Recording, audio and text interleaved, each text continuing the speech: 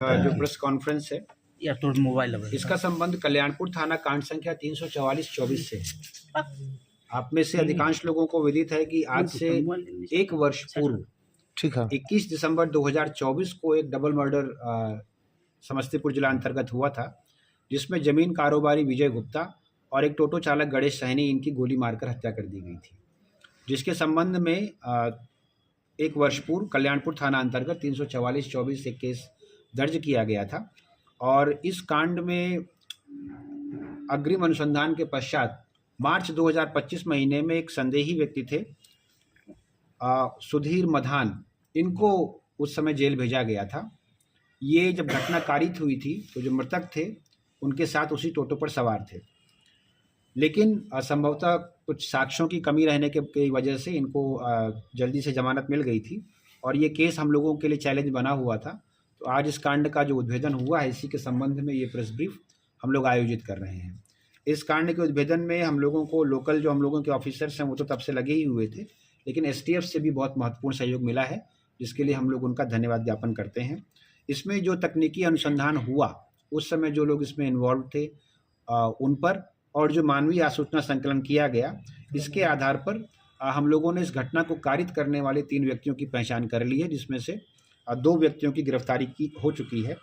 और जो घटना कारित करने वाले जो बाइक चला रहे थे वो फूल बाबू राम हैं, जो कल्याणपुर के रहने वाले हैं, इनको गिरफ्तार कर लिया गया है। इनसे जो पूछताछ हुई, उस पूछताछ में जो पहले हमारे संदेही थे जिनको जेल भेजा गया था सुधीर मदान, उनकी ही इस घटना को पूरी जो साजिश है उसको रचने के क्रम में उनका ही नाम सामने आया है। उनकी पहचान भी सुधीर मधान ने जिन लोगों को हायर किया वो 3 लोग थे, उनको पहले बुलाकर रेकी भी कराई, और जो मृतक हैं जिनको उन्होंने टारगेट किया था उनकी फ़ोटो वगैरह भी दिखाकर उनसे उनका हुलिया उन्होंने मैच कराया था। और मुख्य रूप से जो ज़मीन संबंधी ट्रांजैक्शन ये लोग करते थे उसी के विवाद थे, जिस विवाद की वजह से इस घटना को सुधीर मधान ने इन 3 लोगों को हायर करके अंजाम दिया था। जो इसमें अपराधी फूल बाबू राम हैं, इनके घर से एक देसी कट्टा और 2 जिंदा गोली मिली है, जिसके संबंध में कल्याणपुर थाना में एक 412-25 केस दर्ज किया गया है। सुधीर मधान से भी इस केस के संबंध में पूछताछ की गई है और उनके घर से भी इस घटना के संबंध में जो एक हथियार प्रयोग हुआ था उसे बरामद किया गया है, जिसके संबंध में नगर थाना कांड संख्या 309-25 दर्ज किया गया है।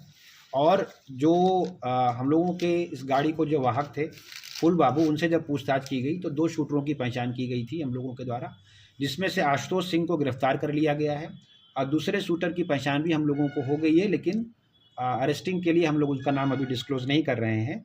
इनसे भी पूछताछ की गई, घर का सर्च किया गया, एक वेपन बरामद हुआ है, जिसके संबंध में कल्याणपुर थाना 413-25 हम लोगों ने ये केस और दर्ज किया है। इनके जो सुधीर मधान के लड़के हैं, इनकी भी भूमिका इसमें सामने आई है, और कुछ किस्तों में जिन लोगों को हायर किया गया था इनको लगभग 5 लाख रुपए देने का प्रॉमिस किया गया था, लेकिन 1 लाख रुपए कई किस्तों में इनको दिए गए हैं, उनको भी गिरफ्तार कर लिया गया है। तो अभी तक जो गिरफ्तारी हुई है उस घटना की पूरी साजिश रचने वाले सुधीर मधान जो हैं, उनका आपराधिक इतिहास भी हम लोग दे रहे हैं। कल्याणपुर, वारिसनगर और बलिगांव थाना में उनके ऊपर पहले से केस है। एक और केस है जो कल्याणपुर थाना कांड संख्या 12-24 है, इसमें एक गोली मारी गई थी एक व्यक्ति को। यह कांड भी जांच में चल रहा था और इसमें भी कुछ लोगों का नाम संदेह के आधार पर आया था। इस घटना को कारित करने में भी जो ये आशुतोष सिंह वगैरह हैं, इनकी भूमिका सामने आई है। तो इस ऑपरेशन से एक और कांड का उद्भेदन हुआ है। अभी तक की इस घटना में घटना कारित करने वाली जो बाइक थी, इसके अलावा 2 देसी कट्टा, 4 जिंदा गोली, 1 देशी पिस्तौल, उसकी 5 जिंदा गोली, आईफोन और मोबाइल बरामद हुआ है। और सबसे महत्वपूर्ण ये है कि इन लोगों के आपस की बातचीत, आने जाने, रेकी करने, इन सभी के संबंध में जो टेक्निकल एविडेंसेस हैं वो भी हम लोगों ने कलेक्ट किए हैं, और हम लोगों की कोशिश होगी कि जल्दी से जल्दी हम लोग इन सारे अभियुक्तों के लिए इनको गिरफ्तार करके भेज रहे हैं। एक महत्वपूर्ण चीज़, चूँकि इनको बेल मिली है, इसलिए इन अभियुक्त के बेल कैंसिलेशन के लिए भी हम लोग प्रस्ताव आगे बढ़ाएंगे। जो छापामारी दल है, इसमें यहाँ पर सीआई सदर हम लोगों के साथ हैं, एसएचओ टाउन भी हम लोगों के साथ हैं। कल्याणपुर की जो टीम है, एसएचओ कल्याणपुर के नेतृत्व में, वो अभी बहुत सारा काम अभी कर रहे हैं, इसलिए यहाँ पर उपस्थित नहीं हो पाए हैं। लेकिन चूँकि ये कांड लगभग 1 वर्ष से ब्लाइंड केस ही चल रहा था और समस्तीपुर पुलिस के लिए चैलेंज बना हुआ था, इसलिए इस कांड के उद्भेदन के लिए हम लोग एसटीएफ का विशेष तौर पर धन्यवाद ज्ञापन करते हैं। किस प्रॉपर्टी के लिए हत्या हुई थी कुछ? प्रॉपर्टीज़ तो 2-3 प्रॉपर्टीज़ हैं। मेनली ये है कि इन लोगों का कहना है कि ये लंबे समय से इस बिज़नेस में ज़मीन के खरीद फरोख्त में शामिल थे। 4-5 और लोग भी शामिल हैं जो इनके परिचित हैं। लेकिन इनका कहना ये है कि सारे ट्रांजैक्शंस में जो ये लोग साथ में मिलकर करते थे, इसमें जो मृतक थे वो ज़्यादा बड़ा शेयर रख लेते थे और उनको कम शेयर देते थे। इसी तरह से जो ज़्यादा प्रॉफिटेबल ज़मीनें थी उनको वो ज़्यादा प्रभावी आदमी थे, तो उस तरह के ट्रांजैक्शंस इन लोगों को नहीं मिल पाते थे। ऑल्दो जो मुख्य जो संदिग्ध हैं, जो पकड़े गए हैं सुधीर मधान, वो न सिर्फ इस घटना में बल्कि इसके अतिरिक्त भी समस्तीपुर जिला अंतर्गत कुछ आपराधिक घटनाएं हुई हैं, जिनको कारित करवाने में लोगों को प्रलोभन देते हैं और रेकी करवाते हैं। इसलिए उनकी बातें जो अन्य लोगों के बारे में वो बता रहे हैं बहुत विश्वसनीय नहीं है, लेकिन उसको भी हम लोग वेरीफाई करेंगे। तो दोनों पुत्र की क्या भूमिका थी? जो पैसे का ट्रांजैक्शन है, घटना के बारे में उनको जानकारी थी और जो पैसे का ट्रांजैक्शन है वो भी उन्होंने दिया है। तो इसमें हम लोग 120B के तहत जो हम लोग पहले करते थे, इन पर भी कार्रवाई कर रहे हैं और इसके संबंध में वो पहले जिन लोगों को हायर किया गया था उनसे भी उनके लड़के मिले थे।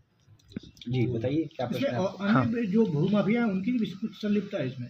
भूमाफिया की संलिप्तता नहीं है, लेकिन हम लोगों की जो पूछताछ हुई थी उस पूछताछ के संबंध में जो मुख्य अभियुक्त हैं सुधीर मधान, उन्होंने ऐसे कई लोगों का नाम लिया है जो उनके अनुसार इस घटना को कारित करने में कम से कम उनको प्रोत्साहन तो दे ही रहे थे, लेकिन बिना एविडेंस के और बिना इसके वेरिफिकेशन के हम लोग कुछ नहीं कह सकते। तो वो सारा अग्रिम अनुसंधान और वेरिफिकेशन का विषय है। सुधीर मधान जिले में कब से जो है आपराधिक घटनाओं को अंजाम दे रहे थे? इनके संबंध में जो इन लोगों के इनके आपराधिक इतिहास हैं, वो तो एक बहुत पुराना केस वैशाली थाना में बलिगांव में वैशाली जिले में 2009 का भी है। लेकिन इधर हम लोगों को कुछ जानकारी प्राप्त हुई है, कुछ जो ऐसी घटनाएं लूट और डकैती से भी संबंधित घटनाएं हैं, उन अपराध कर्मियों के साथ भी इनका संबंध और इनका संपर्क पाया गया है। Thank you.